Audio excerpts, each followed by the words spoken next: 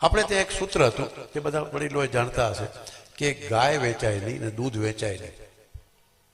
હવે આ પરંપરા ભારતની કે ગાય વેચી ન શકાય, દૂધ વેચી ન શકાય. આજે પણ હજી અમુક ગામડાઓમાં જાઓ તો ખબર તો છે, કરી શકે ન કરી શકે, કોક કરે કોક ન કરે અલગ વાત છે, પરંતુ મૂળ માન્યતા આપણી એવી કે ગાય વેચાય નહીં. અને પાછું પહેલે મંગળ ગાયોના દાન દેવાય, એટલે ગૌ દાન થાય, ગૌ વેચાણ ન થાય. 4 ફેરામાં સૌથી પહેલું પહેલે મંગળ ગાયોના દાન દેવાય રે, બીજે મંગળ. સોનું પછી આવે, રૂપું પછી આવે. તો ગાયનું દાન થઈ શકે અને ગાય વેચાય કેમ નહીં? તમે જરા લોજિકથી સમજો એને. કે જો નંદબાવાને ત્યાં 9 લાખ ગાય હોય, વૃષભાનુવરને ત્યાં 5 લાખ ગાય હોય, તો મનોજભાઈને ત્યાં 300 ગાય હોય ને. મારે ઘરે 10 ગાય તો હોય ને, ભલે હું ડોક્ટર છું, અમારી 18 ગાય છે. તો બધાને ઘરે ગાય છે ઓછી વધુ, એટલે ગાય ક્યાંય વેચી શકવાની શક્યતા જ નથી. અને બધાને ઘરે દૂધ છે પોતાનું, એટલે દૂધ વેચાય જ નહીં. એટલે કહી જ દીધું કે ગાય વેચાય નહીં, દૂધ વેચાય નહીં. હવે મારે ઘરે પ્રસંગ છે, મારી 18 જ ગાય છે, મારી દીકરીને લગ્ન હોય તો પછી મનોજભાઈને ત્યાંથી કે ભાઈ ચાલો ખીર બનાવી છે ને બધાને જમાડવા છે, તો 200 લીટર મારે ત્યાંથી આવશે. અથવા હું એ અપેક્ષા રાખું કે એના કરતાં ગામડાના લોકો તો બધા આપે કે તમારે ઘરે લગ્ન છે ને તો અમારી દીકરીને લગ્ન છે. તો દૂધ વેચાય નહીં, દૂધ અપાય, દૂધની ખીર બનાવાય, દૂધ પાક થાય, દૂધની પ્રસાદી થાય, બધું થાય, પણ એને પૈસાથી ન કરી શકાય. અને એક તો વેચવું તો છે જ નહીં, કારણ કે બધાને ઘરે દૂધ છે જ. ગાય વેચાય નહીં ને દૂધ વેચાય નહીં, એની પાછળનો ચરિતાર્થ તમે હજી જરા સમજવાનો પ્રયત્ન કરજો. હવે એમાં હું થોડું આયુર્વેદ અને વિજ્ઞાન જોડું. ગાયનું દૂધ છે એની સેલ્ફ લાઈફ છે 6 કલાક. ભણેલી છોકરીઓ બહેનો તમને બધાને એમ થાય કે તો સાહેબને ફ્રીજની ખબર નથી. આ બધા મોટા પ્લાન્ટ આટલા બધા ચાલે છે, ઓડી મોટી ડેરી, સરસ ડેરી ને આ ડેરી ને દુનિયાભરમાં કહેવાય ફલાણા ધ ટેસ્ટ ઓફ ઇન્ડિયા, અને આ બધી ડેરીઓ વિશે સાહેબ જાણતા નથી. પણ વિજ્ઞાન એમ કહે છે, આયુર્વેદ એમ કહે છે કે દૂધ 6 કલાક પછી પીવાય નહીં, પીવા જેવું રહીએ નહીં. તમે જે દૂધ પીઓ છો અથવા ઘણાને ઘરે જે આવે છે કોથરીનું દૂધ કે જે કંઈ બહારના દૂધ, એ પીવાલાયક જ નથી. એ ગાયનું હોય તો એ એવી રીતે વિતરણ કરવામાં આવે છે કે એ પીવાલાયક નથી. ગાયનું તો હોતું નથી સાધારણ રીતે, એ તો જર્સીનું છે કે ભેંસનું છે ને કાં તો દૂધ જ નથી, એટલે તે એમ પીવાલાયક નથી. પણ જે દૂધ 12 કલાક 2 દિવસ, હમણાં હું વિદેશ ગયો હતો તો ત્યાં અમૂલનું દૂધ તો પહોંચે, પણ એ 3 મહિનાની સેલ્ફ લાઈફ, એ 3 મહિના સુધી વાપરી શકો. પછી હું જેને ઘરે ગયો હતો ત્યાં શાખાના કારેવા છે, એમાં તો થોડી વાર તમે એક ડીશ લાવો તો એ જે 3 મહિનાનું પેકિંગ વાળું એક્સપોર્ટ થયેલું દૂધ ત્યાં, પછી મેં રકાબીમાં રાખ્યું, પછી એક ટેબલ ઉપર રાખ્યું, મતલબ 1-2 કલાક પછી જોઈએ. થોડી વાર દૂધ મનોજભાઈ ગુલાબી થઈ ગયું, પિંક કલરનું થઈ ગયું. પછી મેં તો હવે તમારે લેબમાં મૂકવું છે તો એ ગુલાબી કલરનું દૂધ થઈ ગયું, એટલે એમને એ તો અંદાજ આવી જ ગયો, ઓક્સિડેશન જેવું થયું, ઓક્સિજન મળ્યું એટલે કલર બદલ્યો. દૂધ નહોતું, દૂધ નથી, એ તો હું બોલી આવ્યો છું, તમને તો ખાલી જસ્ટ હિન્ટ આપું છું.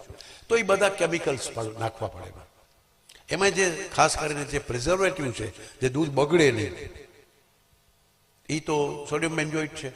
તમે વાંચજો, જે ભણેલા છો ગૂગલમાં નાખજો વોટ ઇઝ સોડિયમ બેન્ઝોઇટ ને એની ઇમ્પેક્ટ શું છે. અને એવી તો 22 કેમિકલ. દૂધને એક સરખું રાખવા માટે ડિટર્જન્ટ નાખવું પડે. જે ડિટર્જન્ટથી તમે કપડાં ધો છો ને, એ ડિટર્જન્ટથી દૂધને સફેદ કરવામાં આવે છે. એમાં અમુક જીવાણુને મારવા માટે ડીડીટી નાખવામાં આવે, ડીડીટી. જે તમે દૂધ આવે છે ને કોતરીના દૂધ, એની વાત કરી રહ્યો છું. તમને ગમે ન ગમે ને હું વ્યાસપીઠ ઉપરથી એટલું તો ખોટું નહીં બોલું. મારે કોઈ સાથે કોમ્પિટિશન જ નથી. મારે કોમ્પિટિશન છે તો મારી સાથે. તો એ બધા દૂધમાં 22 કેમિકલ સાથે તમારા ઘરમાં જે દૂધ પહોંચે છે, અને પાછું એમ કહેવાય ને દૂધ કેવું કે માધાપરમાં દૂધ દોવાય, મતલબ કે કોઈ દૂધ ભરે છે એની 10-15 ગાયું છે કે ભેંસું છે, તો માધાપરથી જાય આમ આગળ ચિલિંગ પ્લાન્ટમાં, પછી ત્યાંથી જાય આગળ અને એ ડેરીમાં, અને પછી આમ દૂધ જતા જતા ત્યાં જાય, એમાં બધી પ્રોસેસ થાય, આ બધા કેમિકલ પડે, પાછી પ્લાસ્ટિકના પાઉચમાં ભરાય, પાછું ટ્રાન્સપોર્ટ કરીને આવે. એટલે એ 7મે દિવસે તમારી પાસે પાછું દૂધ આવે, અહીંથી જ ભરાય ગયેલું દૂધ, અને પાછી કે તાજું દૂધ આવ્યું. બધા એમ કે સવારના કોથળી આવે ને કે તાજું દૂધ આવ્યું. 15 રૂપિયાનું દૂધ, એમાં બીજા 20 રૂપિયા નાખવા પડે તો અહીંયા 35 રૂપિયાની એક કોથળી થાય. દૂધ 15 રૂપિયામાં લીધું છે અને 35માં આપે છે, એ 20 રૂપિયામાં જ આ બધું ઝેર નાખવામાં આવે છે પાછું. તમને એમ થાય કે તો ફ્રીજમાં રાખી દઈએ ને, ગરમ કરીને ઠંડુ કરીને ફ્રીજમાં રાખી દઈએ. તો હું હમણાં ઘણા દેશોમાં ગયો તો તમારા કોઈ સગાવાલા હશે, યુરોપના 27 દેશો છે. લગભગ દેશો આપણાથી એટલા બધા ઠંડા અને ફ્રીજથી નીચે ટેમ્પરેચર -ડિગ્રી 22, 25, 40 સુધી.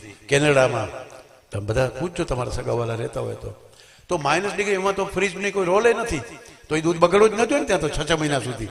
એવું નથી. 6 કલાક પછી એમાં શીત કટિબદ્ધના જે જીવાણુ ઉત્પન્ન થાય ને એ એમાં ઉત્પન્ન થાય. આપણે ત્યાં ઉષ્ણ કટિબદ્ધમાં છીએ તો આપણા બેક્ટેરિયા જુદા હોય ને યુરોપમાં બેક્ટેરિયા જુદા હોય. દૂધ બગડે ને બગડે. એટલે શાસ્ત્રોએ કીધું કે દૂધની સેલ્ફ લાઈફ 6 કલાક છે. 6 કલાક પછી દૂધ ન પીવાય. એ પેલા જે ઉપયોગ કરવો એ કરી લો તો. અને બીજું લોજિકથી કેવી મજા આવશે સાંભળશો તમે. એટલે તો સાંજે પાછી ગાય બીજી વાર દૂધ દે છે, તમે ઓલું વાપરી લો, આ બીજું દૂધ સાંજનું. અને મેં તો 3 વાર દૂધવાળી ગાયો જોઈ છે, લખપતમાં જોઈ, અને અમારે ત્યાં મેં 3 વાર દૂધ લઈ શકાય, 4 વાર દોઈ શકાય. બકરી તો દોવાય પણ ગાય પણ આપી શકે છે. પણ 2 વારનું તો આખા દેશની પરંપરા છે, દુનિયા આખી માને છે. તો દૂધને રખાતું નથી, આ એક સાંભળી લો. એટલે ફ્રીજને દૂધ સાથે જોડતા નહીં.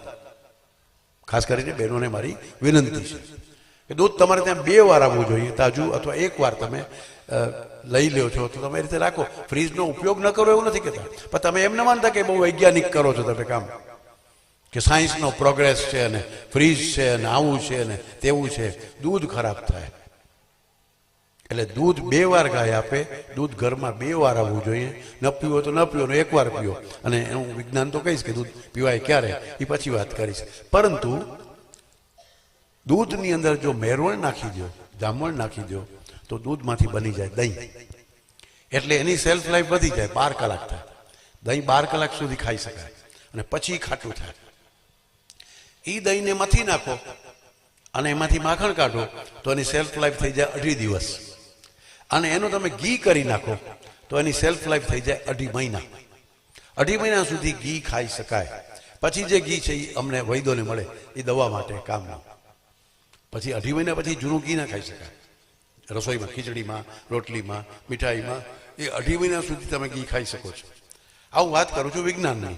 ને તમારા સુધી કદાચ ન પહોંચ્યું હોય, કારણ કે તમારા સામે તો ટીવી હોય છે, એ જાહેરાત આવે છે દાનાદાર ઘી અને ફલાણું. હા, પાછા નામે તમે બોલ્યા, હું તો કોઈ કંપનીની વિરુદ્ધમાં તો બોલી ન શકું, પરંતુ બસ ફલાણા ભાઈ ને ફલાણી બહેન ને આ હીરો કરે છે ને આમ છે ને. આપણી સામે આવા બધી ઘીની જે માત્ર ને માત્ર ચરબી, હાડકાની ચરબી ઓગાળી અને એમાં ઘીનું એસન્સ નાખીને એનું કિંમત 100 રૂપિયા નથી, એ તમારા 350-400 રૂપિયામાં તમને આપે છે. જે ઘી જ નથી, ખાધા ભેગી શું હાલત થાય એની પછી વાત કરીશું કે આ ઘીથી શું થાય. પરંતુ દૂધ છે એ 6 કલાક, દહીં 12 કલાક, માખણ 2.5 કલાક, 2.5 દિવસ અને ઘી 2.5 મહિના.